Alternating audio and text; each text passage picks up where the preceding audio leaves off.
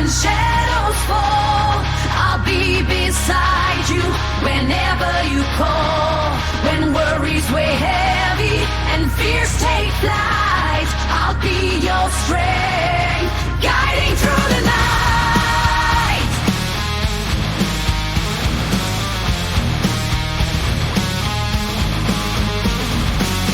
And when the days are dark and heavy on your heart, I'll be the voice to guide you through the dim. Strong walls may crumble, but within you've got the spark. Just turn the key, let light dissolve the grim. Did you think you were alone in your feelings? Strike a match, let your inner strength be seen. Welcome to All Things Serious. In the depths of your despair, where demons roam, I'll be the hand to hold. You're never alone. When storms rage fierce and winds blow strong, I'll be the shelter in your soul where you belong.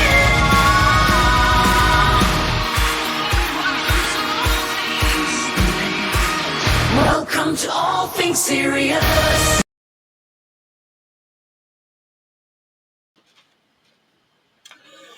Welcome to All Things Serious. Your host, Eddie. So, we're on a journey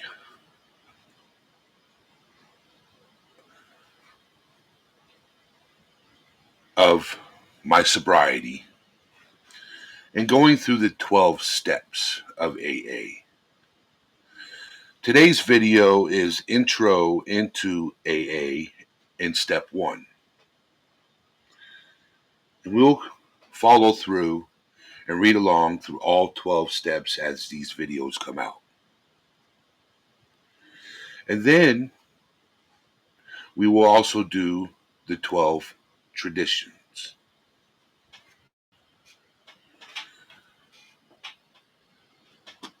And if you enjoy this content, comment below, hit the like button, subscribe, hit the bell notification.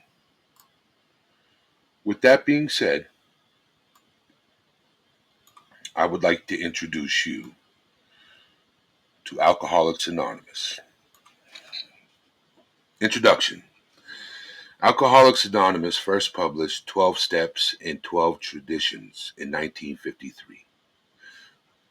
Bill W., who, along with Dr. Bob S., founded Alcoholics Anonymous in 1935.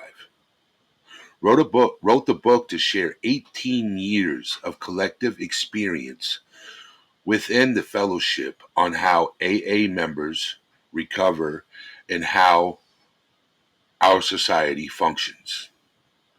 In recent years, some members and friends of AA have asked if it would be wise to update the language and idioms and historical references in the book to present a more contemporary image for the fellowship.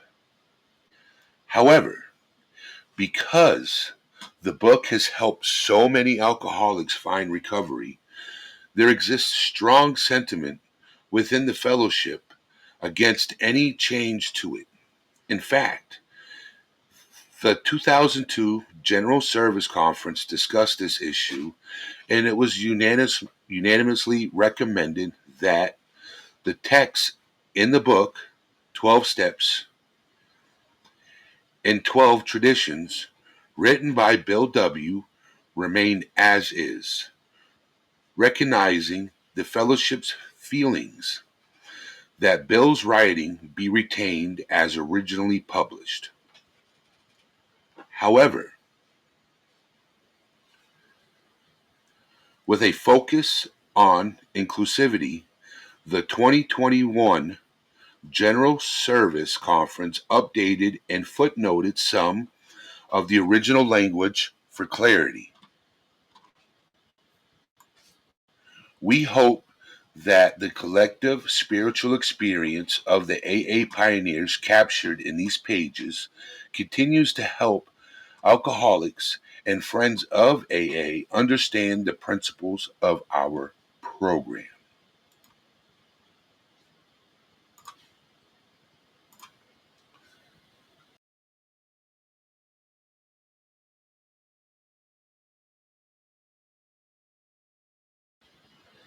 Now let's talk about step one. Step one, we admit we were powerless over alcohol, that our lives have become unmanageable. Who cares to admit complete defeat? Practically no one, of course. Every natural instinct cries out against the idea of personal powerlessness. It is truly awful to admit that, glass in hand, we have warped our minds in such an obsession for destructive drinking that only an act of providence can remove it from us.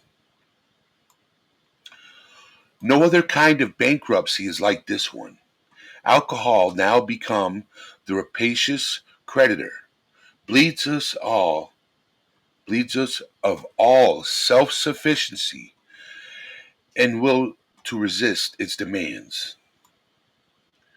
Once this stark fact is accepted, our bankruptcy as going human concerns is complete. But upon entering AA, we soon take quite another view of this absolute humiliation. We perceive that only through utter defeat are we able to take our first step towards liberation and strength. Our admissions of personal powerlessness finally turn out to be firm bedrock upon which happy and purposeful lives may be built. We know that little good can come to any alcoholic who joins AA unless he has first accepted his devastating weakness and all its consequences. Until he is so humbles himself, his sobriety, if any, will be precarious. Of real happiness, he will find none at all. Provide beyond doubt by any immense experience that this is one of the facts of AA life. The principle that we all find no enduring strength until we first admit complete defeat is the main taproot from which our whole society has sprung and flowered. We first challenged to admit defeat. Most of us revolted. We had approached AA expecting to be taught self-confidence. Then we had been told that so far as alcohol is concerned, self-confidence was no good whatever. In fact, it was a total liability. Our sponsors declared that we were the victims of a mental obsession so subtly powerful that no amount of human willpower could break it.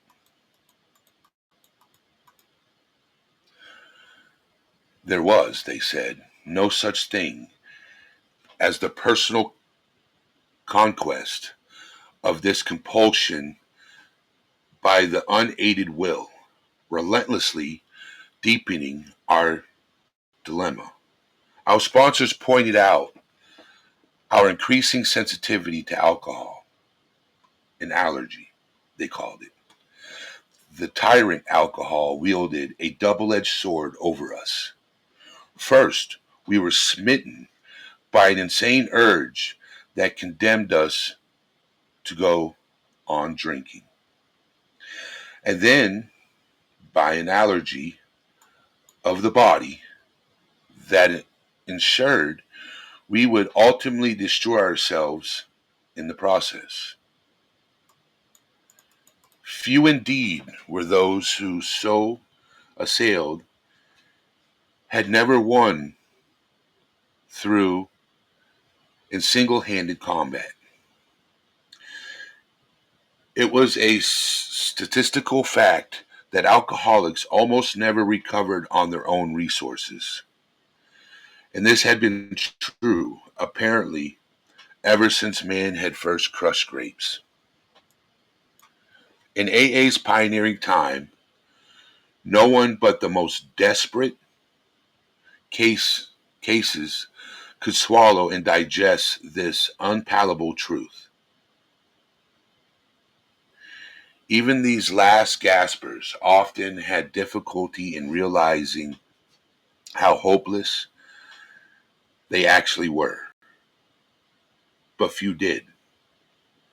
And when these laid hold of AA principles with all the fervor with which the drowning sea's life preserves, they almost invariably got well. That is why the first edition of the book, Alcoholics Anonymous, published when our membership was small, dealt with low bottom cases only. Many less desperate alcoholics tried AA, but did not succeed because they could not make the admission of hopelessness.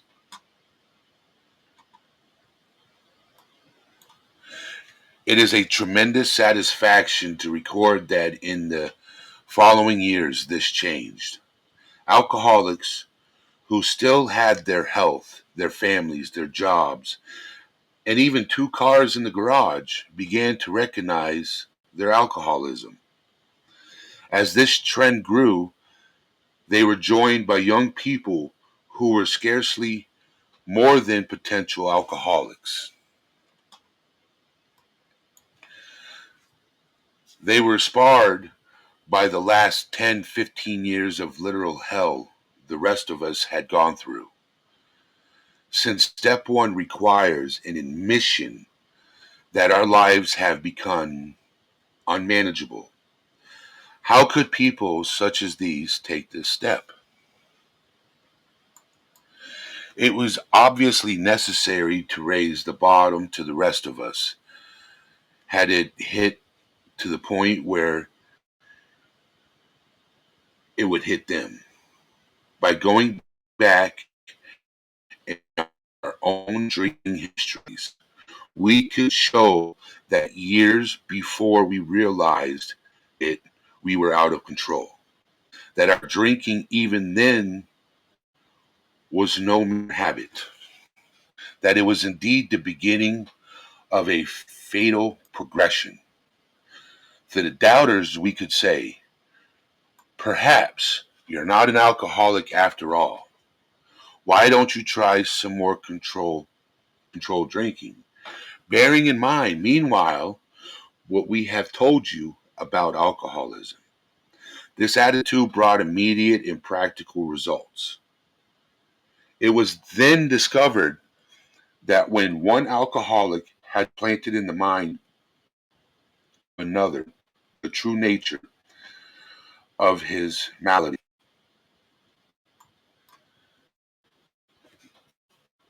that person could never be the same again. Following every spree, he would say to himself, maybe those AAs were right. After a few such experiences, often years before the onset of extreme difficulties, he'd return to us,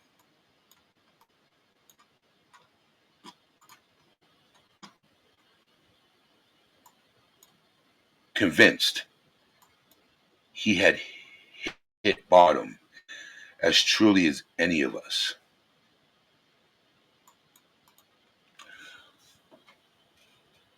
John Barleycorn himself had become our best advocate. Why all this instance that every AA must hit bottom first? The answer is that few people will sincerely try to practice the AA program unless they have hit bottom. For practicing AA's remaining 11 steps mean the adoption of attitudes and actions that almost no alcoholic who is still drinking can dream of taking. Who wishes to be rigorously honest and tolerant? Who wants to confess his faults to another and make restitution for harm done? Who cares anything about higher power, let alone meditation and prayer?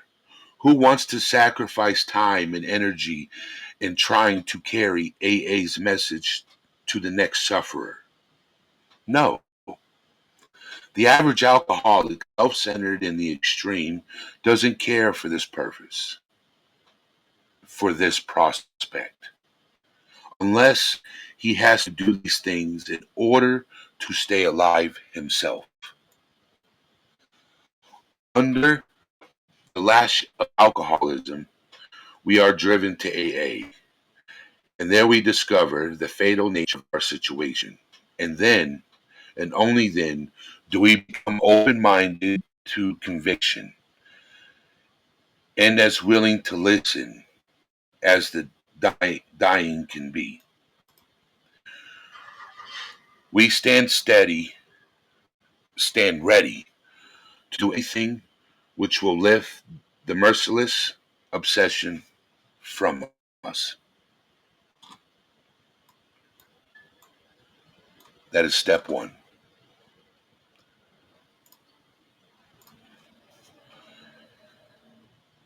And I want to thank you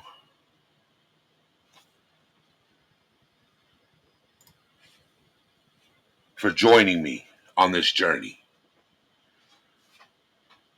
This is my reading. Some words I mispronounced. I'm not perfect. This is authentic. This is a recorded live, non-edited, real.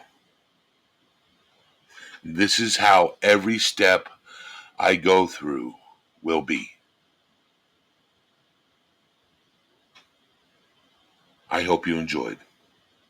All Things Serious is out.